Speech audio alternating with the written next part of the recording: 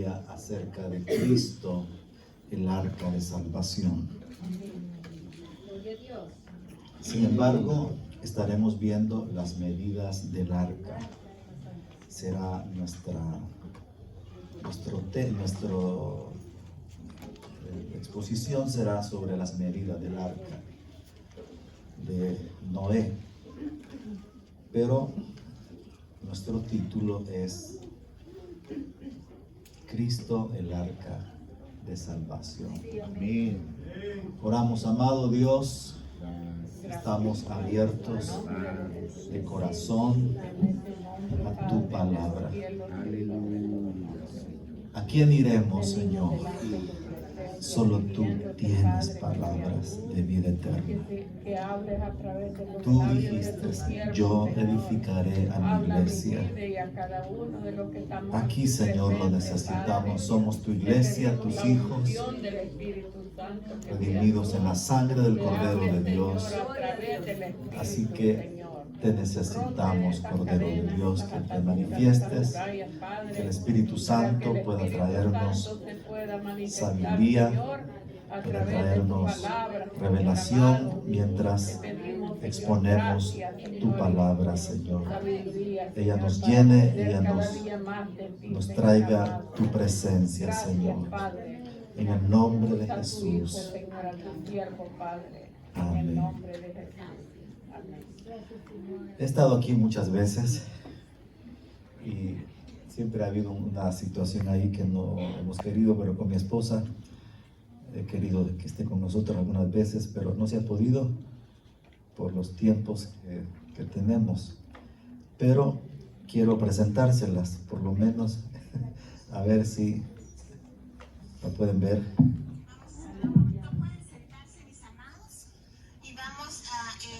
Ella es mi esposa, hermano.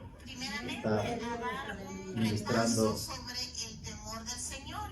Esta mañana ¿Recuerdan que hablé sobre eso con ustedes? El temor del Señor 2. Y vamos a dar un pequeño repaso. Aleluya. Aleluya, gloria a Dios. Los que están cerca quizás pudieron conocerla. Ella es mi madre esposa, ha sido mi única esposa por 34 años, ya casi 35. Tengo 3 hijas también muy bellas. Gloria al Señor. Muy bien, hermanos. Cuando hablamos de Cristo, el arca de salvación, y luego las medidas, bajo el estudio de las medidas del arca, tenemos que saber que sí, Cristo es nuestra salvación. Yo tengo muy fresco y siempre estoy reviviendo el momento en que Cristo Jesús vino a mi vida. Tenía la conciencia a los 8 años y alguien me preguntó hace una semana, ¿y quién le transmitió a ustedes la necesidad de buscar a Dios? A los 8 años. Y vivía en el campo, hermano, allá por muy lejos. Oriente, por cierto. Muy lejos, pero muy lejos. En El Salvador. Y sí, realmente no recordaba el momento exacto, pero sí fue el día que vi cómo enterraban a un cristiano evangélico en mi lugar. Y vi que no iban llorando. Tenía 8 años y vi que no iban llorando porque en todos los velorios mi abuela era la que dirigía los velorios, hermano. Ella cantaba muy duro. Y bueno, siempre estaban llorando y bueno, lo bueno eran los tamales, ¿verdad? Lo de niño, los tamalitos, el café, y si volvían a servir, nos volvíamos a parar. Después nos controlaron, lo que ya pasaron no pueden pasar. Bueno, el asunto es que, y ahí se lloraba mucho, pero cuando vi cómo Dios, cómo los cristianos evangélicos, solo había una iglesia y muy lejos de nuestro lugar, la iglesia evangélica, estoy hablando de 1970 y por ahí más o menos. El asunto es que me impactó que iban alabando a Dios. Y eso hizo un clic en mi corazón. Y a partir de ahí sentí que mi deber en la vida era encontrarme con Dios, buscar a Dios, vivir para Dios. Y en algún momento también sentí, aún teniendo 8 o 9 años, no sé por qué dije esto, hermanos, a la edad de 8 o 9 años. Yo voy a ser y voy a estar en esa iglesia. Y además voy a ser líder de una congregación. Yo no era cristiano, hermano. Porque había pasado un problema en esa iglesia y había un mal testimonio. Y yo dije estas palabras. Tenía 9 años. Nunca había ido a una iglesia evangélica. Y dije estas palabras. Y voy a ser pastor para que no peleen los hermanos y se oigan malas cosas. Bueno, no lo he logrado todavía, hermanos, siguen peleando los hermanos. Claro, eso lo puso Dios en mi corazón. Y ahora mismo estoy ya por cumplir 58 años. Esa oración fue hace 50 años, pero aquí estoy. Y saben, cuando cumplí 50 años vine por primera vez a los Estados Unidos. Y el día de mi cumpleaños, que es bueno, no se los digo, hermano, no quiero sorpresas. El asunto es que el día de mi cumpleaños estaba predicando en la iglesia El Calvario de las Asambleas de Dios en South Cay. Cuando tenía con 50 años, por primera vez estaba compartiendo aquí en los Estados Unidos y fue de mucho gozo para mí hacerlo. Esta congregación es multicultural y fue una gran bendición predicar en la iglesia del pastor, no recuerdo el nombre de él, tengo días de no estar por allí, pero hasta que por ahí, a los 14 años o 15 años, yo sentía que debía de buscar a Dios. Tenía un fuerte deseo, pero las atracciones del mundo me estaban atrapando, las diversiones mundanas, todo eso que atrapa nuestro corazón en la juventud, me estaba atrapando. Y aunque no estuve metido en vicios, ahí no permanecí en ellos, pero comencé a probarlos y tenía 14, 15 años, pero venía a mi corazón la necesidad de buscar a Dios. Y lo deseaba con todo mi corazón, pero no podía dar ese paso. Pero un día, caminando en las calles de San Salvador, en el centro de San Salvador, yo iba a Palacio de los Deportes porque fui deportista de alto rendimiento allá a esa edad, y aunque me miren con incredulidad, pero fui deportista, hermanos. Ahora una media carrera y me quedo doblado, hermano. Aún después de orar tengo que apoyarme despacio porque uno aguanta muchas patadas en ese deporte porque es una de las ramas de las artes marciales. Así que ahora me cuesta mucho, pero estoy venciendo y sigo orando a Dios desde que tenía 17 años hasta este tiempo. Y estoy ahí sacrificándonos porque mantenernos de rodillas con las manos levantadas día tras día es una necesidad que yo siento en mi corazón y también por el pueblo de Dios que lo necesita tanto. Así que alguien me dijo en la calle: joven, quiero hablar contigo, tú necesitas a Jesús. Yo le dije: sí, lo necesito. Esas fueron las palabras: quiero orar por ti para que le entregues tu vida. ¿Tan rápido? Sí. Ok, hazlo. Y no me esperaba, hermano, que ahí los que son de la capital, ahí por donde estaba la librería Roxy, en el centro de San Salvador, buscando para el Ministerio de Trabajo, ahí yo le dije: bueno, sí, ora por mí. Y me puso las manos. Las 2 manos me puso, hermano, ahí en público. Yo estaba un poco apenado, pero el hombre, el joven, me puso las 2 manos, me guió a entregar mi vida a Jesús. A partir de ese momento, mi deseo fue visitar una iglesia. Gloria a Dios. Tenía 17 años. Pero yo quería visitar una iglesia.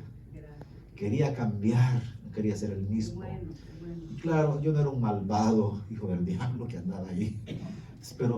Pero sí sentía que yo debía de regresar a Dios. Ese sentir me lo puso Dios a la edad de 8 años y 9 años y 10 y 15. Todo ese tiempo yo estuve ahí tratando de ir a Dios. Y esta fue mi gran ocasión. Finalmente llegué un día a la iglesia, a una congregación, una persona me guió, me llevó con su familia. Llegué a la iglesia y al final alguien me dijo, recibe a Jesús en esta mañana públicamente. Y yo no lo quería hacer públicamente. Entonces él se acercó, era un joven, y me dice así, de esta manera, me dio la mano, esta es la mano. Vamos, recibe a Jesús. Entonces, y yo me solté la mano y otra vez yo le dije, no, dime no, con el dedo. Entonces me agarró el dedo y me puso de pie. Y después hizo esto que ya tenía experiencia. Me echó esta llave y me llevó a oración. Gracias. Ahora, hermanos. Gloria a Dios, alabado Cristo. Oraron por mí otra vez. Me entregué a Jesús públicamente. Aleluya. Gracias, Padre. Y la experiencia más inolvidable de mi vida fue recibir a Jesús públicamente. Y tuve una tremenda paz porque yo estaba muy agobiado emocionalmente a esa edad. Ya estaba metido en problemas y necesitaba la asistencia de Dios. Me tocó el Señor, me salvó. Esa mañana creo que nací de nuevo. Gloria a Dios. Porque nació en mi corazón un fuerte deseo de orar, de leer la Biblia, de estar en la iglesia. El primer domingo, el segundo domingo que llegué, entré y me persigné, hermano. Así entré a la iglesia. Pero, o sea, no sabía mucho de esto porque yo había estado en la iglesia tradicional y en otra religión que estaba ahí tratando de involucrarme. El asunto es que esa mañana salí renovado por Dios. Y desde entonces no he salido de la iglesia del Señor. He estado ahí, creo, a veces haciendo broma, digo, quizás he escuchado unos 30,000 mensajes desde hace muchos años, hermano. Desde unos 30,000 mensajes y he estado ahí en la iglesia. Cristo se volvió la salvación para mí. Me perdonó, mis pecados fueron perdonados. Fui una nueva criatura desde esa edad de 17 años y luego 18 años en la iglesia y comencé a servirle a Dios en 1986. Y desde entonces le sirvo. No me arrepiento de haberme arrepentido. Si volviera a nacer, le volvería a dar mi vida a Jesús. Se la daría, hermanos. Amigos, yo le daría mi vida a Jesús. Es mucho mejor vida que la que veo que las personas viven. Y la que yo tenía a esa edad, ya con problemas y situaciones y confusiones en mi mente y mi corazón, Jesús me salvó en esa mañana. Y quizás, fíjense, yo tenía 8 años y mi esposa en ese tiempo quizás tenía la misma edad. A esa edad de 8 años mi esposa se entregó a Jesús también. Era una niña, yo no, por supuesto estábamos en lugares distintos. Finalmente nos conocimos en la iglesia y servíamos al Señor ahí, nos conocimos en el instituto bíblico y finalmente nos casamos. Gloria a Dios.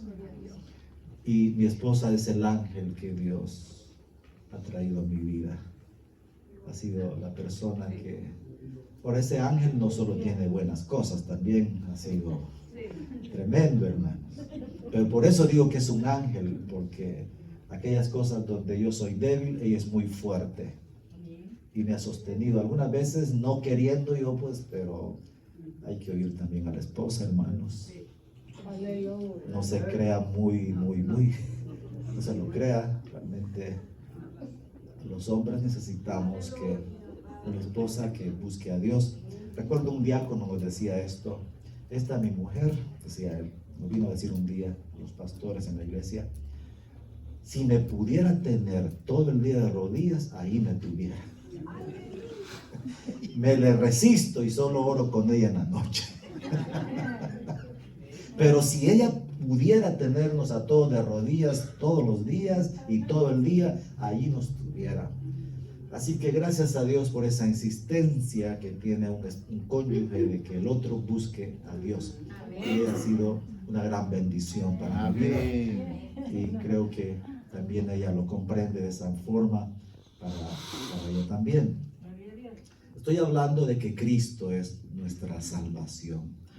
Es el arca de salvación para nosotros porque Él vino a nuestras vidas y después de eso somos salvos. Esperamos estar en la presencia de Dios al partir de esta tierra.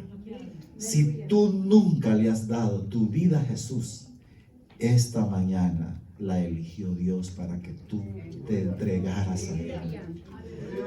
Te propongo a Jesús. Es lo más bello que hay en este mundo. La más grande decisión es si te entregarás hoy a Jesús. Y todos los que somos ya cristianos sabemos que esa decisión fue una gran decisión. Ha sido la decisión más importante que has tomado en la vida. Luego, la segunda gran decisión es con quién nos vamos a casar, porque de eso depende tu destino en esta tierra también. ¿Con quién te vas a casar? Y hoy no es el día del matrimonio. Esperamos con mi esposa venir el otro año y está preparando ahí un tiempo de seminarios de matrimonios en una iglesia allá en Manhattan Beach, y a lo mejor venimos con ustedes si lo quieren también. El asunto es que hoy no es el día de esto, pero estoy tratando de decir cómo opera la salvación en nosotros. Cristo se vuelve el arca de salvación como lo fue para Noé y su familia en aquella impía generación que no estaba buscando a Dios. Pero Dios le dio una instrucción a Noé que construyera un arca en que él y su familia se salvaran. Pero esta arca tenía ciertas medidas. Y lo primero que queremos ver en cuanto a las medidas en el versículo 15. Y de esta manera la harás. 300 codos, 6:15 de Génesis. De 300 codos la longitud del arca. Esta arca tendrá 300 codos. Ahora, ¿de qué nos habla 300 codos? Todas las medidas del arca nos hablan de las características, ya no de la salvación, sino de la vida de Cristo. Las medidas nos hablan de las medidas del arca de Noé, nos hablan de Cristo, el arca, nuestra salvación, pero de las medidas de la vida de Cristo, del comportamiento de Cristo, de su vida que tiene que ver con sus actitudes y aptitudes, act de AC y AP de aptitudes, de acciones, de comportamiento. Así que los ya salvos, los que son salvos por la sangre de Jesús, ellos necesitan vivir ahora la vida de Cristo. Dentro del arca ya de la salvación hay medidas de vida cristiana. Hay medidas esas medidas del arca nos hablan de las medidas de la vida de Cristo, características de su vida y comportamiento. Así que ellos fueron salvos cuando entraron al arca. Ahí se gestó la salvación. Pero ahora dentro del arca de salvación vivían guardados dentro de ciertas medidas. ellos vivían guardados dentro de ciertas medidas. Y eso nos habla de que somos guardados por vivir con las características de la vida de Cristo. El comportamiento, ahora somos guardados, somos salvos. Eso es lo primero, como yo lo recibí hace más de 40 años. Pero después de eso hay una vida que he desarrollado hasta ahora, hasta este día. Así que todo cristiano que se volvió salvo por la sangre de Jesús y ahora está en Cristo, y el que está en Cristo, nueva criatura es. Una vez somos ahí, necesitamos vivir como vivió Jesús. Y ahí el arca, sus medidas, nos enseña cómo es la vida de Cristo y cómo es la vida cristiana, cómo son las características de Cristo, de su vida, y así nosotros también. Y cuando hablamos de 300 codos de largo, note esto, quiere decir largo, nos habla de un camino. 300 nos habla de un camino largo, un camino de longitud, o largo es un camino que tenemos que seguir con Dios. Ahora, cuando hablamos del número 300, hablamos de caminar con Dios. Medidas o características de la vida de Cristo es que Cristo caminó con Dios, caminó con su Padre. 300 nos habla de caminar, como dice el 4, 24, 25, 26 de Génesis, que Enoc caminó con Dios. Amén. Y desapareció porque Dios se lo llevó. ¿Cuál es el resultado de caminar con Dios? Finalmente vas a desaparecer. Finalmente no te verán las huestes del mal, sino que finalmente te quedarás en la casa de Dios. Caminar con Dios tiene una gran recompensa. No es pobrecito los que caminan con Dios, son unos tristes, unos infelices que no saben lo que quieren, no tienen nada que hacer. No, Señor. Los que caminan con Dios, según Enoc, estos desaparecen porque Dios se los llevó. ¿Quieres desaparecer de este mundo y finalmente que te lleve Dios a su reino celestial? Estés vivo o estés muerto, que vayas al reino de los cielos. Camina con Dios. Así que esta característica es de la vida de Cristo, y su comportamiento es que los cristianos, después de que somos salvos, somos llamados a caminar con Dios. Diga conmigo, caminar con Dios. Cuando hablamos de caminar con Dios, como dice Amós, dice, ¿cómo caminarán dos juntos si no se ponen de acuerdo? ¿Cómo caminamos con Dios? Poniéndonos de acuerdo con Dios. Eso significa que debemos de estar de acuerdo con aquellos pasos que Dios nos pone a dar con Él. Cuando hablamos, note la expresión caminar con Dios. No Dios camina conmigo. Ese no es el punto. No somos llamados a que Dios camine con nosotros. Por supuesto, Él está en nosotros y lo hace, y Él está en nosotros. Es una gran bendición eso. En la única religión en el mundo donde el Dios que adoramos vive en nosotros es la fe cristiana. Así dijo una persona: he estudiado todas las religiones del mundo, pero lo que me admira de la fe cristiana es que el Dios que adoran vive en ellos. Esa es la gran diferencia. Cristo vive en nosotros, pero eso no es todo. ¿Por qué? Porque ahora dice, camina conmigo. El arca va a tener 300 codos y yo estoy llamándolo entonces, ahora que usted es salvo, lo estoy llamando a caminar conmigo. No, yo estoy en usted, pero quiero que usted camine conmigo. Ahora, eso es como va alguien adelante de usted y usted simplemente lo sigue. Aunque esta persona de repente quizás haga un cambio a la izquierda y usted también da un cambio a la izquierda.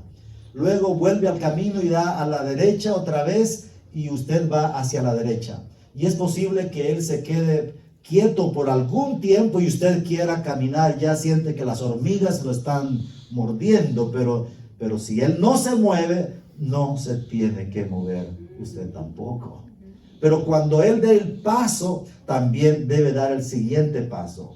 Así que hablamos de seguir las pisadas de Cristo. Eso es un gran desafío, hermanos. Porque no es yo voy a tal lugar y él entra conmigo. Pues él está en tu corazón, pero él quiere que tú lo sigas a él. ¿Dónde está Cristo hoy en este momento? Está en la iglesia y aquí está él con nosotros. ¿Por qué estamos aquí? Porque él habita entre mis hermanos. ¿Por qué estamos en la iglesia? Porque él habita en nosotros, pero habita con nuestros hermanos. Ahora, en este momento, no somos un grupo. En este momento, no somos un club, no somos un equipo, somos la morada de Dios, somos la iglesia del Señor, el cuerpo de la cabeza, Cristo. Cuando estamos reunidos y adorando, nos convertimos en la iglesia del Señor. Así que caminamos con Dios y eso representa desafíos. Y dice, póngase de acuerdo.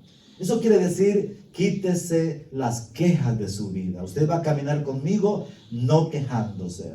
Dicen mis compañeros maestros gringos, y usan mucho esta palabra, no sea quejón.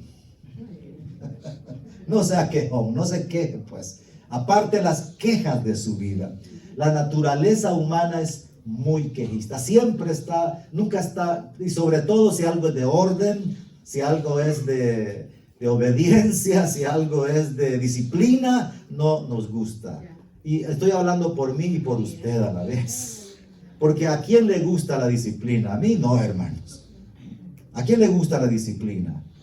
Pues a mí no, pero la tengo que tener. Debo de ser disciplinado. Nada por emociones es duradero, pero todo lo que es por disciplina se alcanza. Así que a nadie le gusta la disciplina. Les contaba, no sé si les conté una ocasión, mi hija se llama Krista Zulim. Y el asunto es que ella cuando iba a clases, a la escuela, estudiaba en una escuela bilingüe, por cierto, ella está en este momento aquí en Los Ángeles. Le preguntaron, si tú fueras presidente, si ustedes fueran presidentes, ¿qué es lo que primero harían? Y ella respondió. Y le digo, hija, ¿y usted qué respondió? Era una niña, por supuesto. Yo escribí, quitaría las escuelas. ¿Y por qué quitaría las escuelas? Ay, papá, levantarme todos los días, tan temprano, y pasar horas, porque llegaba hasta la 1 ahí, y además a veces tú llegas tarde. No, yo no quiero escuelas. ¿Y cómo vas a hacer entonces? Bueno, no me queda otra. Esta niña, pues no tengo opción, papá. Así que aquí voy contigo, otra vez a la escuela. Pero a nadie le gusta la disciplina. Creo que a nadie, desde niños no nos gusta la disciplina. Sin embargo, Dios quiere que seamos disciplinados. Y parte de eso es que no debemos de andarnos quejando por A o B situación en la vida. Cuando caminamos con el Señor, debemos ponernos de acuerdo. No puede estar usted peleando con Dios, discutiendo con Dios. Además, ya sabemos quién va a ganar. ¿Quién va a ganar, hermanos? No es sabiduría pelear contra el hacedor, dice Isaías. No es sabiduría estar peleando con Dios. Y si tú estás peleando con Dios, yo ya sé que vas a perder. ¿Te has enojado con Dios? Yo sé que te va a tocar dos cosas: vivir enojado y después alegrarte con Él.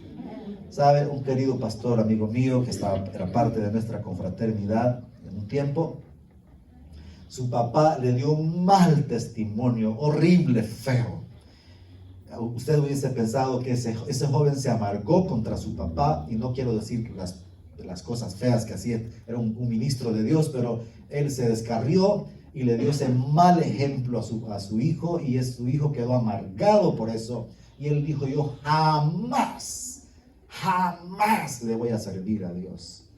Pero un día en la iglesia, entrando, cayó el Espíritu Santo sobre él, se arrepintió de sus pecados, volvió a Dios y tiene como 35 años de ser pastor. Así que yo ya sé quién va a ganar con aquellos que están peleados con Dios. Tarde o temprano. Bueno, ahora si te acaba de pasar el asunto, pues te entiendo que estés ahí todo encaprichado, que estés quejándote, que estés murmurando, que estés peleando, que estés incómodo. Pero después de eso viene el tiempo en que el Señor te va a tocar, y te va a tocar la segunda parte, reconciliarte con Él. No podemos vivir de otra manera o de otra forma. Ahora, cuando hablamos de caminar con Dios, Isaías decía en el capítulo 40 que nosotros podemos, dice Isaías, que los que confían en Jehová, o los que esperan a Jehová, caminarán, correrán y hasta volarán. Como las águilas tomarán vuelo. Entonces, sabemos que podemos caminar, correr y muchas veces hasta volar con Dios. Bueno, comenzamos caminando, hermano. Mira el caso de Enoc, que finalmente desapareció. Eso quiere decir que voló. Terminó volando.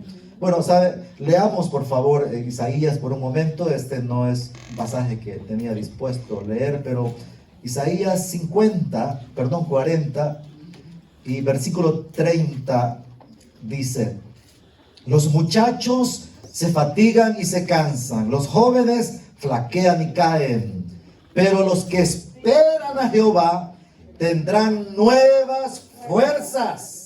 Levantarán alas como las águilas, correrán y no se cansarán, caminarán y no se fatigarán. Pero note lo que dice entonces, pero los que esperan a Jehová tendrán nuevas fuerzas, levantarán alas como águilas. Pero si usted pone en orden eso, uno comienza caminando con Dios, después corriendo y por último volando. Cuando vemos en el capítulo 12 de Hebreos que dice: puesto los ojos en Jesús, el autor y consumador de nuestra fe. Pero antes de eso dice que se nos ha propuesto una carrera. Y dice: despojémonos de todo peso y del pecado que nos asedia. Eso nos lleva al punto de caminamos y corremos con Dios, pero ¿cómo lo hacemos? Despojándonos. ¿Cómo caminamos con Dios? Despojándonos. Despojándonos, diga conmigo, despojándonos. Despojándonos. Caminamos con Dios despojándonos.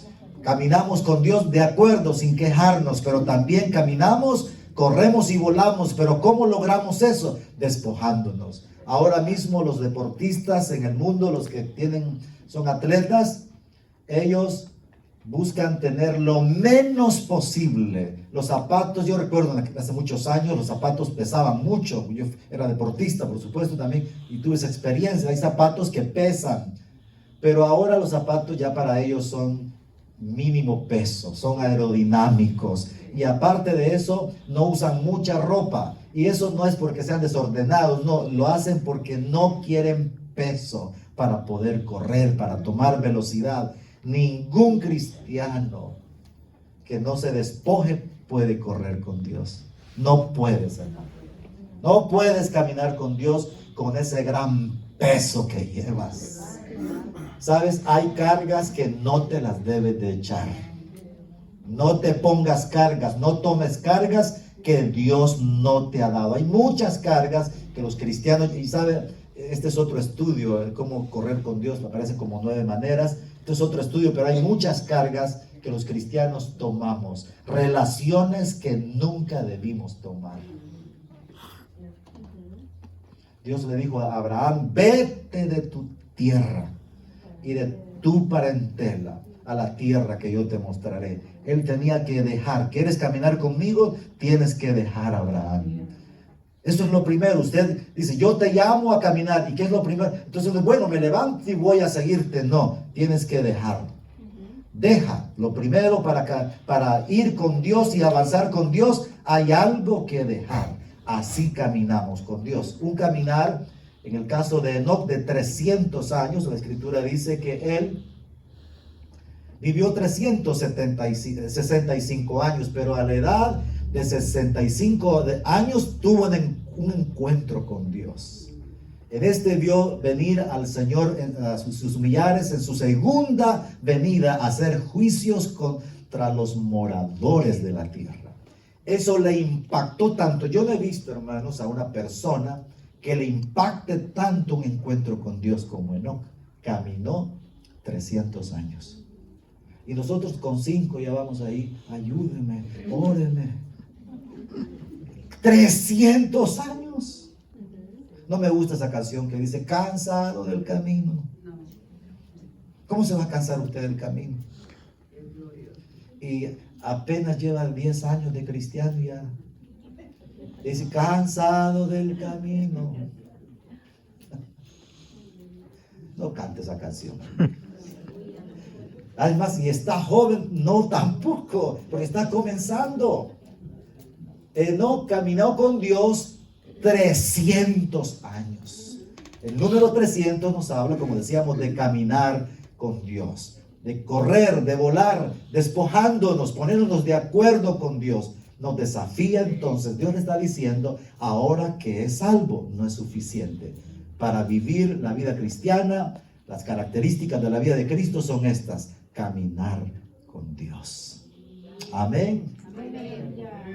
Luego encontramos que también dice que el arca tenía 50 codos de anchura. 50 codos. Y harás el arca de 50 codos de anchura. ¿De qué nos habla el número 50 en la Biblia? Esta medida nos habla de redención. Nos habla de restauración. Nos habla de sustitución, pero nos habla de libertad y nos habla de gozo. Así que Él está diciendo, en otras palabras, yo quiero que usted camine conmigo, pero que lo haga con gozo, no triste. Así que dígale que está a su lado, cambia esa carita, hermano. Tienes que cambiarla.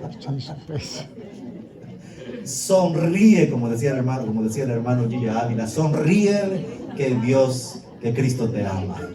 Dígale que está a su lado, sonríe que Cristo te ama. Sonríe, Cristo te ama. Si Él te ama, ¿qué importa que otros te desprecien? No tienes que estar triste, como dice el canto. No puede estar triste un corazón que alaba a Cristo. Le damos un aplauso al Señor en esta mañana.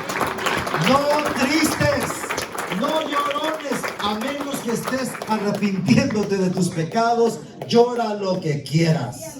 Pero después de eso, levántate, límpiate las lágrimas y sonríe, porque Cristo te ama. La Biblia dice así, que Cristo te ama.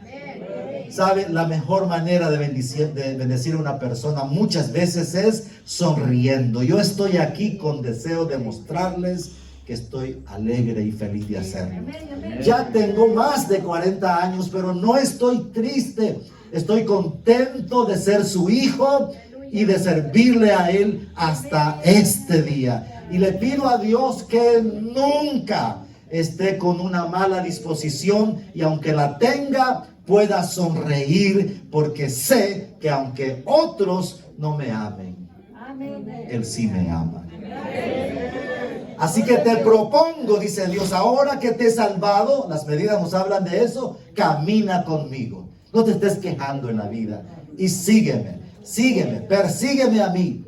Y además camina, corre y hasta puedes volar, pero despójate de todas las cosas que están pasando en tu interior. Y verás cómo algunos no pueden caminar con Dios porque están muy cargados. Muchas cargas que usted mismo se las puso. ¿Qué hace endeudándose tanto, hermano? A propósito, ¿qué hace? Las deudas lo aplastan a uno. ¿Sí o no? Y por experiencia se lo digo. Las deudas lo aplastan. Así que no trate de endeudarse más. Mejor doble rodillas Clámele a Él, como dice también el canto, y al final tú vencerás. Él hará provisión para nosotros. El asunto es que Él está diciendo, te propongo un caminar 50, de redención, de libertad. No lo he llamado a que viva oprimido, cautivo, encarcelado. Yo no lo he llamado a eso. Ahora que es salvo, quiero que usted camine feliz, camine gozoso. Y sabe, el gozo no es sonreír. El gozo es expresarlo, es exterior. El gozo habla de una expresión emocional más fuerte. El gozo es externo de la alegría que Él ha puesto en nuestros corazones. Así que no te dejes engañar por el mundo y tus amigos. Ahora mismo hay un joven por ahí que está dejando un vicio. Y pasa peleando con su amiga, porque su amiga le dice, tienes que dejar ese vicio. Pero sus amigos lo están tratando de envolver diciendo, tonto, ¿por qué te dejas manejar por una mujer? ¡Qué barbaridad! ¿Cómo te dejas manejar? Una mujer te está cambiando, tonto, le dicen sus amigos. Y dice la mamá, ojalá Dios le ayude a porque lo que no lo compensa a sus amigos. A veces los amigos y el mundo quieren convencerte que ser un cristiano es ser una persona triste, cautiva, pero no es eso, hermanos. Los que están así es por el pecado, pero no por servirle a Dios. No por servirle a Dios. Los que están tristes es porque cometimos errores, fallamos, tomamos malas decisiones y ahora nos cuesta mucho. Pero realmente, por andar en los caminos de Dios, no vas a estar triste. Claro, hay tiempos de lágrimas, pero todas esas son para aprendizaje de nuestra vida. Así que Él te llama a un camino de libertad. Cada vez que te sientas atrapado por un hábito pecaminoso, procura salir de él rápido. No te quedes mucho tiempo en un hábito pecaminoso, porque si te atrapa, será como un pulpo que no te dejará ni hablar, menos alabar a Dios, menos bendecir a Dios. Tú necesitas responder en esto a Dios. No te quedes atrapado en aquellos hábitos pecaminosos o costumbres que te dan a ti esclavitud. Dios no nos ha llamado a esclavitud. Dios nos ha llamado a ser libres y completamente libres. A eso nos ha llamado Dios. No estar en cautividades, en cárceles, en prisiones de oscuridad. No, Él quiere que seas libre. Personalmente disfruto mucho que los cristianos manifiesten la libertad con que Dios los ha hecho libres. Gloria a Dios. Siempre les dije a mis hijas, quiero enseñarles en la vida que no necesitan pecado para ser felices. Dios nos puede dar gozo y alegría mientras le obedecemos, mientras le servimos. A veces les cuesta entender eso, y a muchos cristianos, pero esto es algo que debemos comprender, que Él te ha llamado a esta medida de vida, que es gozo, libertad. Así debes de caminar con Dios.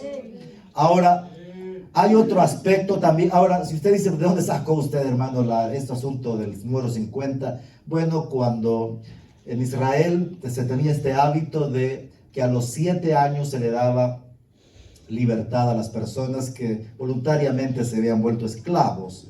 A los 50 años, las tierras eran devueltas a sus dueños. Ahora, hermanos, si usted ha vivido 50 años prisionero, cautivo o endeudado, trae una gran atadura espiritual y emocional, que después de 50 años le entreguen a usted todo, definitivamente es motivo de regocijo.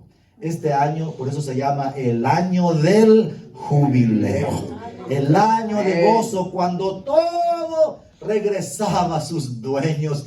¡Qué felicidad! ¡Qué gozo! Y eso es lo que Él hizo en la cruz del Calvario, darte y proclamar libertad a los cautivos. Y los que son libres no salen allí todos tristes porque los sacaron, sino salen gozosos de salir de las prisiones donde están. Ahora, si usted alguna vez fue esclavo, estuvo preso, se da cuenta de la bendición que es estar libre. Pero además, hermanos, eso está en el libro de Levíticos. Además, hermanos, dice, el arca tendrá 30 codos de altura. Y 30 codos de altura nos habla de servicio divino. El número 30 en la Biblia nos habla de servicio divino. Diga conmigo, servicio divino. Ahora, a los 30 años, los levitas de la tribu de Aarón eran llamados a servir. Antes de 30 años no podían entrar al tabernáculo a servir en el atrio. No podían entrar, pero después de 30 años eran llamados al servicio divino. Cristo Jesús dice en Lucas 3:23 que era como de 30 años cuando comenzó su ministerio. Así que el número 30 y por otros más entendemos que habla del servicio divino. Estamos hablando de las medidas del arca, que nos habla de las características de la vida de Cristo, la vida que ahora que somos salvos necesitamos vivir dentro del arca de salvación que es Cristo. Ahora hay formas y medidas de Dios para vivir y una de ellas es sirviendo a Dios. Me alegro mucho, hermanos, ver que muchos acá se mueven, que jalan una cosa, que hacen otra, que están sirviendo a Dios, que no están aquí sentadotes, viendo que otros hacen muchas cosas. Somos todos los cristianos, tenemos un llamado, una cita divina con el servicio. Eso le dijo el Señor Jesús a Satán. Le dijo, al Señor tu Dios adorarás, 1, y número 2, y a Él solo servirás. Así que servirle a Dios es un llamado que tenemos todos los hijos de Dios. Hermano, no puede ser usted aquella persona que le tienen que llamar, que lo tienen que rogar y todavía contesta, voy a ver si tengo tiempo. Voy a ver mi agenda. Quisieras que así te tratara Dios a ti. Dios, necesito tal cosa. Bueno, voy a ver mi agenda. Hermano, le servimos a Dios por amor. Cuando usted ha recibido la redención, la salvación, la libertad de sus pecados, el perdón de sus pecados, el que lo experimenta está agradecido. ¿Usted necesita que le paguemos para que sirva a Dios? Hermano, puedo decirlo con toda libertad después de casi 40 años de predicar la palabra. Nunca le he puesto precio a una administración, nunca. He estado en cientos de entierros y velorios, hasta 3 en el mismo día, hermano. Nunca me han dado una ofrenda por eso. Bueno, hasta hace poco, hermano, alguien me dio una ofrenda. Hasta en 39 años que tengo de predicar, ya sobre los 40, solo 2 veces me han dado una ofrenda, pero yo nunca he puesto un costo para eso.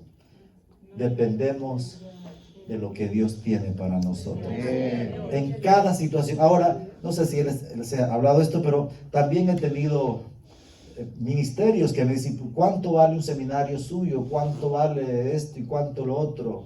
Y recuerdo que a uno le dije, uno de aquí a Los Ángeles, mira, yo no cobro por hacer seminarios. Entonces denme 2, me dijo. Este sí aprovechó, hermano.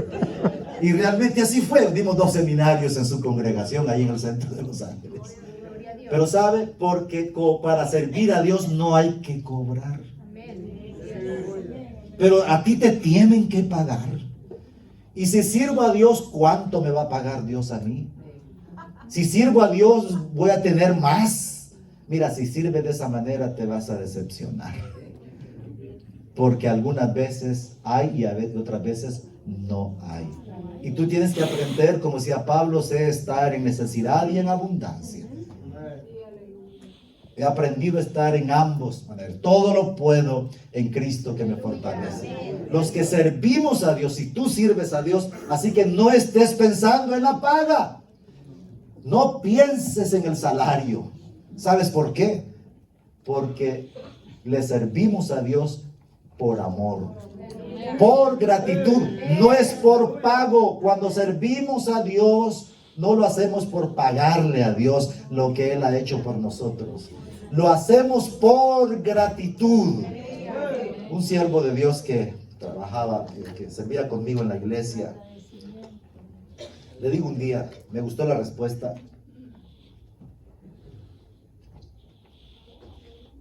Y me da un poco de pena mandarlo tan lejos a predicarles, pero quería saber si quiere ir.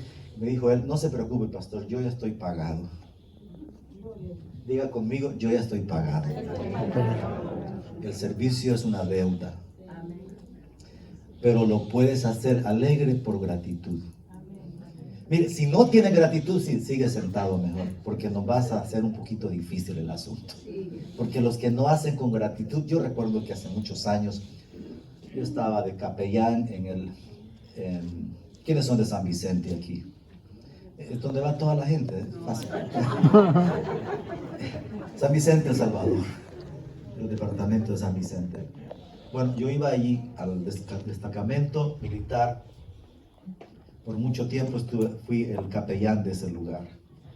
Y me llevaba un grupo de la iglesia y le dije a un hermano, nos vamos a las 2 de la tarde de aquí, del local de la iglesia, salimos a San Vicente.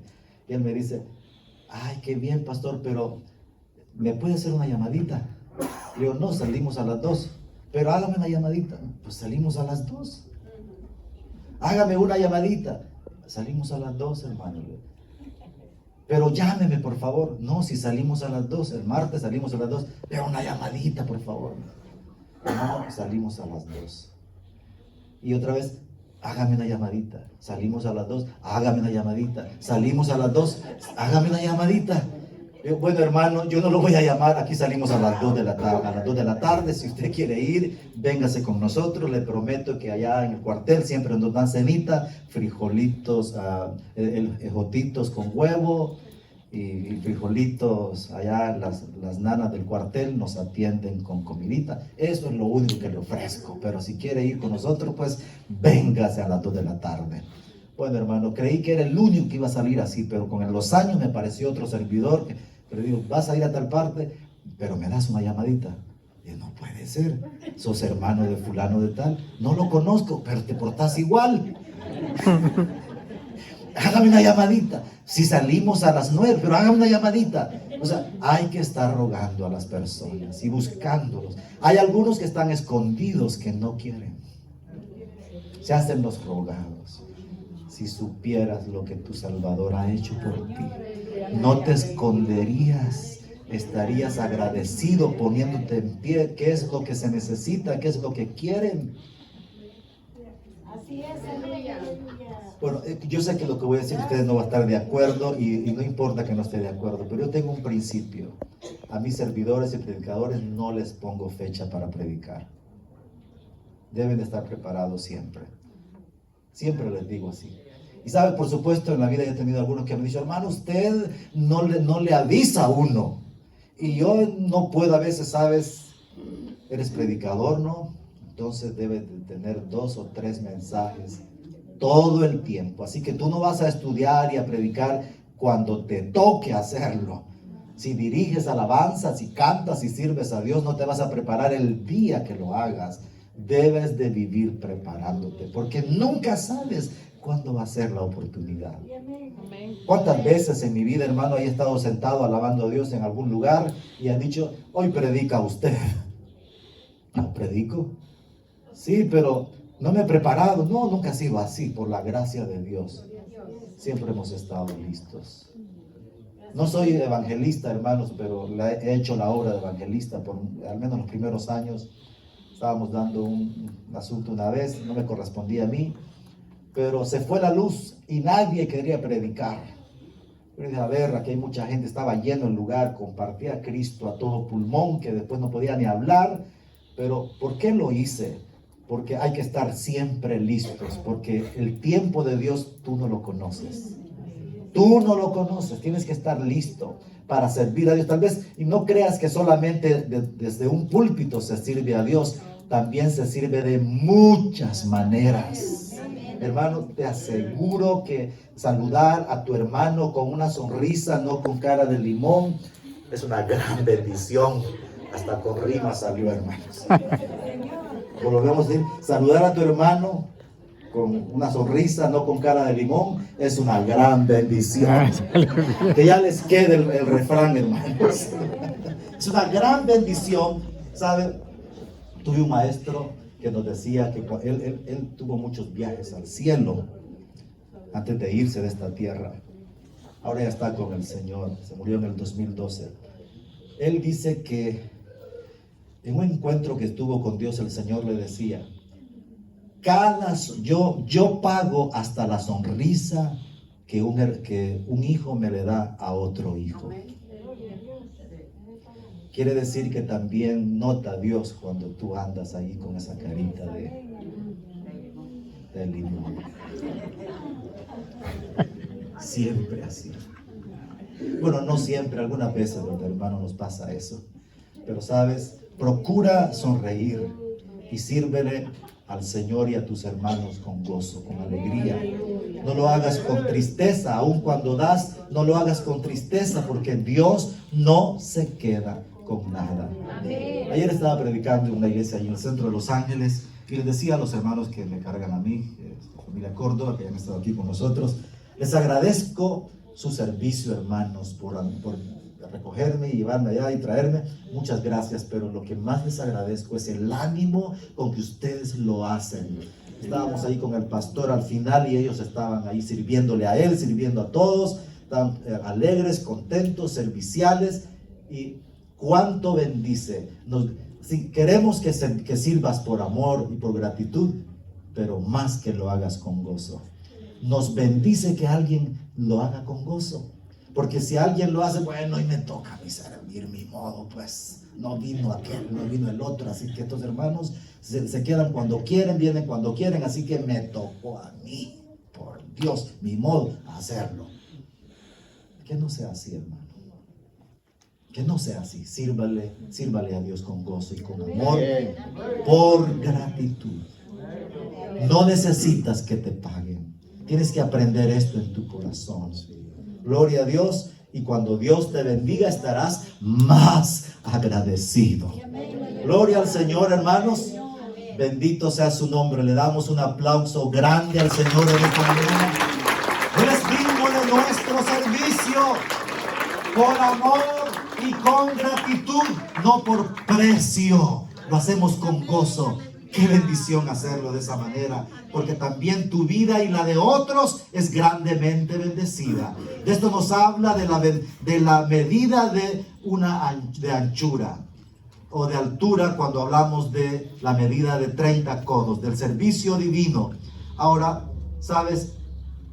Esta arca también tenía otra medida, y no otra medida, sino tenía otro punto aquí. También era de medidas, pero hablamos de que tenía una ventana, pero la ventana que tenía el arca no era en la pared del arca, sino que era en el techo. Era una ventana y esta era elevada por la parte superior del arca. ¿De qué nos habla de la vida de Cristo? ¿De qué nos habla del comportamiento, de las enseñanzas de Jesús? ¿De cuál de ellas habla una ventana que estaba abierta arriba del arca? ¿Sabe? Esto nos habla de tener una única visión en la vida. Nos habla de mirar al cielo. Noé y su familia solo podían ver al cielo. ¿Sabe? No les permitió que vieran las circunstancias. El mar embravecido, en el ancho mar embravecido, seguro que nos mareamos, nos da miedo y quizás somos capaces de saltar, lo cual sería contraproducente ir en un arca. Sin embargo, él dice, yo le voy a poner un arca para que respiren, pero solo van a poder ver al cielo. Como decía el salmista, alzaré mis ojos a los montes. ¿De dónde viene mi socorro? No viene de los montes, sino que viene de Jehová que hizo los cielos y la tierra. Alguien dijo, un sabio refrán: los que miran al cielo reciben bendiciones. Miremos al cielo, hermanos. La única visión es la celestial. Pablo decía, no fui rebelde a la visión celestial. Ahora, él no es que estaba viendo al cielo así, por supuesto era natural, pero todo tiene una aplicación espiritual. Y cuando él se refería a una visión celestial, se refería a haberse encontrado con Jesús, el Hijo de Dios, en el capítulo 9 de Hechos de los Apóstoles. Él se encontró con el Señor Jesucristo y le dio una consigna en su vida. Y dijo él, yo no fui rebelde a la visión celestial. ¿Sabes en qué consiste tener una visión celestial? Es perseguir a Cristo todos los días de tu vida. Puestos los ojos en Jesús, el autor y consumador de la fe. Puestos los ojos, viendo al cielo, viendo arriba, no viendo las circunstancias. Si las ves, te vas a desanimar. Y si te ves a ti mismo, como dijo el compadre, peor, hermano. Sí, peor todavía, peor pues. No se vea a sí mismo, no vea a los demás. Es decepcionante la mirada en derredor, pero ver al Señor te va a causar esperanza, te va a causar fe. Dijo Jesús, yo soy la luz y el que me sigue a mí, no andará en tinieblas.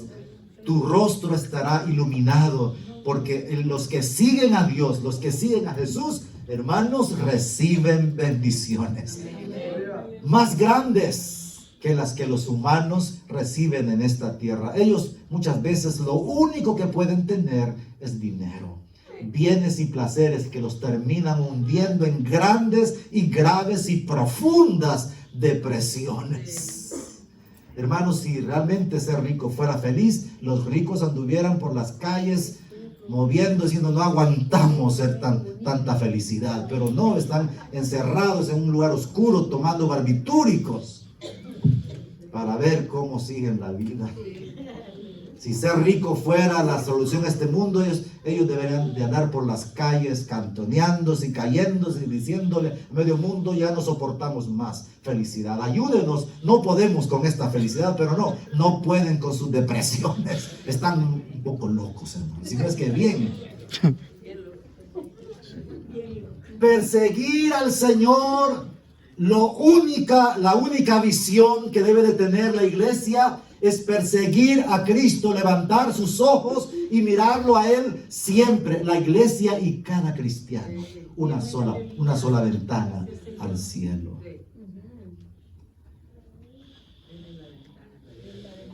Ahora, otra medida del arca es que esta arca tenía tres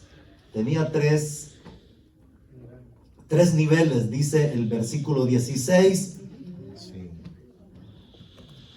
Y la parte final, y harás piso abajo, segundo y tercero. Esta arca tenía 3 niveles. En el primer nivel se entiende que estaban los animales impuros, y en el segundo nivel los limpios, y en el tercer nivel estaba Noé y su familia. 3 niveles.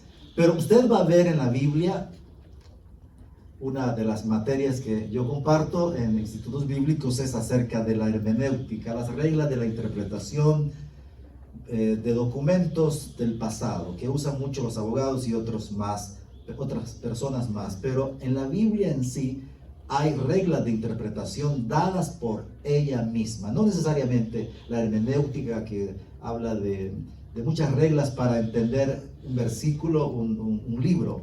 No, la Biblia he descubierto que la Biblia tiene ciertas claves que ella misma da. Por ejemplo, por darle una idea en cuanto a hermenéutica, no la que usan los profesionales, sino la bíblica. Por ejemplo, el Nuevo Testamento explica al Antiguo Testamento. Eso no es una regla hermenéutica profesional, no es una ciencia, pero está en la Biblia que la explicación del Antiguo Testamento está en el Nuevo Testamento. Y en el Nuevo Testamento realmente está explicando el Antiguo. También tenemos otra, que es a la que nos queremos referir, es que siempre encontramos que el plan de Dios, el programa de Dios, el propósito de Dios, la obra de Dios siempre se gesta en 3 niveles. Y eso nos habla de 3 niveles de crecimiento de la vida cristiana. Así que esas medidas nos hablan que la vida cristiana tiene 3 medidas de crecimiento. Una mujer dice que escondió en 3 medidas de harina, escondió ahí unas dracmas. Allí las escondió, pero en 3 medidas. Encontramos que en la Biblia entonces 3 medidas nos habla la forma en que avanza el reino de Dios en cada corazón, en la iglesia y en el mundo. Siempre tiene 3 medidas. La primera es inicial, la segunda es progresiva y la tercera siempre es final. Así que nuestra vida en esas 3 áreas nos habla de nuestro pasado, presente y futuro. ¿Cómo va a ser el futuro? Cuando des fruto al 100%. ¿Cuál es el futuro? ¿Cuál es hacia dónde? ¿Cuál debe ser el futuro? ¿Qué tienes que tener en tu mente y tu corazón? Es dar fruto al 100%. O dar al 60%, o al 30%. Es interesante que en Mateo 13:8 no se habla de dar fruto a 30 ni a 40, sino que se habla de 100%. Y si no puedes, bueno, da 40 pues. Eso es lo que está diciendo. Y si no puedes 40, por lo menos, perdón, sí, 40, sí, 60, perdón. Y si no puedes, da 30 pues. Pero no te quedes sin dar fruto. O sea, hay medidas de crecimiento en la vida cristiana.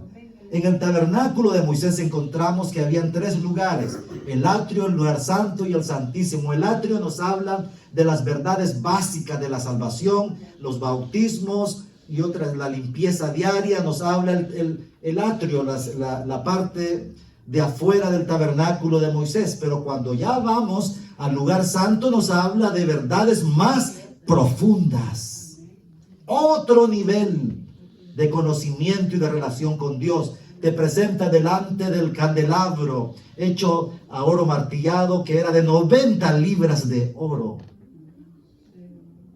Oro martillado, o sea, no habían piezas de una sola, y tenía 27 piezas este lugar, este asunto. Pero nos habla de 7 lámparas, de los 7 espíritus de Dios, del gobierno de Dios, el gobierno del Espíritu. Ya no vivir en cosas básicas, sino vivir bajo la sombra del gobierno del Espíritu Santo. Porque los que son hijos de Dios son guiados por el Espíritu de Dios, no por la carne, no por el mundo y no por los sustos que les da el diablo, sino viven guiados por el Espíritu, una vida más profunda. Y cuando hablamos de la mesa de los panes, hablamos de comernos los 36 libros de la Biblia. Porque 6 y 6 habla del 66, y el sacerdote llegaba y se los comía el día sábado en la mañana y ponía otros en la tarde, en la mañana. El asunto es que nos habla de toda la palabra de Dios, 31,102 versículos para que te los comas. Pero para que alguien se coma eso, tiene que tener hambre, hermano. Pero hay otros que, así como son en la vida, así son con la palabra de Dios. Son muy desganados y desobligados. Verás que si te alimentas de la palabra de Dios, esa palabra se convertirá en un pan que te va a alimentar tu vida y vas a alimentar a otros. Hermano, una de las cosas, no sé si a ustedes les pasa, en El Salvador pasa esto mucho, que usted va por las calles, una colonia o un pueblo, y pasa por una panadería. Hermano, la harina caliente, cocida, despide un aroma que a veces ya cuando le venden el pan a uno no es muy bueno. Sí. Pero mientras esa harina amasada, afinada y amasada, está ahí siendo al calor, tiene un aroma rico. Y eso se vuelve la palabra de Dios para ti, ella se convierte en pan para ti. Y cuando la lees en oración, es como el pan caliente que tiene un olor fresco para ti. Yo estoy disfrutando lo que estoy compartiendo. Tenía años de no compartir sobre esto, hermanos. Amén. Pero cuando Dios puso esto, mi corazón tiene una frescura nueva en mi corazón al tener esta palabra, al tenerla delante de Dios en oración. Me ha bendecido mucho y por eso se las puedo compartir hoy, en esta mañana, a ustedes. Pero sabes, el pan no solamente es para ti, para tu familia, es para otros también. Ojalá que lo que tú des no sea un pan viejo, mohoso, tostado, duro. ¿Qué es lo que hacemos con eso? Lo damos a los chuchos, ¿verdad, hermano? Al gato. Le hacemos con leche, le damos al gato. Pero los hombres están muy hambrientos. Y no le vamos a servir un pan duro. La palabra de Dios tiene que estar fresca. Esa solo se refresca en su presencia, con una nueva revelación, un nuevo entendimiento. Es la misma, pero inspirada por Dios, sabe mejor.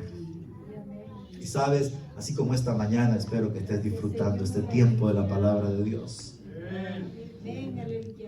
Pero luego estás ahí en el lugar santo, un nivel más profundo. Estás en el altar de bronce que nos habla de 7 cosas, pero básicamente acción de gracias, oración, intercesión, alabanza y adoración.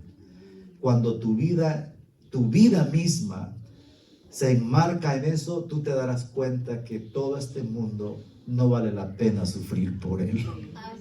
No vale la pena, hermano. No vale la pena sufrir por este mundo y por las cosas de este mundo. Si de todas maneras Dios tiene un destino para ti, y es que vueles con Él por haber caminado con Él. Así que hablamos entonces de algo glorioso, de mantenernos en adoración y alabanza la mayor parte del tiempo. Por supuesto, esto se puede hacer por disciplina y hay un momento que será un gozo tremendo. ¿Sabe? Una de las cosas que estoy experimentando en estos últimos años, y creo que ojalá eso hubiera sido antes, pero una de las cosas que experimento es que a cada momento brota un canto de mi corazón. He tenido la experiencia de despertarme alabando a Dios, cantando un canto, y todavía oigo mi espíritu que está adorando a Dios. Yo recuerdo en una ocasión que esto trajo la presencia de Dios. Me desperté una mañana cantando, pero era mi espíritu, no era mi voz. Pero hay un canto que dice así, se lo voy a cantar medio para darles una idea, pero este canto dice: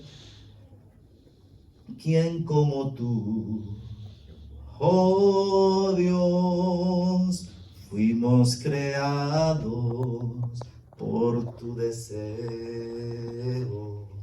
¿Quién como tú, oh Dios?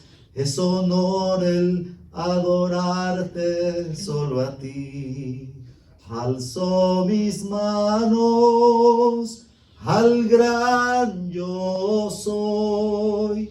¿Quién fue y quién es y quién vendrá? Alzo mis manos al gran yo soy. Él no tiene comparación. Este canto me trajo la presencia de Dios, pero yo no estaba hablando, era mi espíritu y lo podía oír. Esto ha pasado algunas veces en mi vida y créanme, es de lo más precioso. Oí otro canto, parece que se los conté hace muchos años, pero todo esto viene, hermanos, de esa continuidad de estar en la presencia de Dios. Hace algunos días el Señor amonestó mi vida, pero de una forma muy seria. Y fue aquella palabra que dice: no habéis podido orar ni una hora. Yo sentí que el Señor me estaba diciendo: tú no una hora, tú más, pero por lo menos te acepto una hora. Yo me tiré de la cama y comencé a practicar esto desde hace algún tiempo y estoy guiando a la iglesia en ese punto. El asunto es que esto ha pasado y ha venido una nueva expresión de adoración. El asunto es que cuando esa vida se está llegando a ese punto, usted tiene una mayor comunión. Usted está subiendo otro nivel. Porque la vida cristiana es de niveles de crecimiento. No te quedes en el atrio. La práctica de las verdades básicas, necesitas ir a las más profundas, las del lugar santo. ¿Sabes? Mi desafío hoy, ¿sabes cuál es? Estar cada mañana mucho tiempo adorando a Dios. Mucho tiempo. Tengo mucho que hacer. Me he dado cuenta que durante el día no lo puedo hacer porque saben las razones por qué, pero mientras lo puedo hacer, mientras estoy todo atontado, mero desorientado, despertándome, a esa hora comienzo, y si estoy ahí constantemente consagrándome al Señor y adorándole, hay una frescura nueva en mi corazón.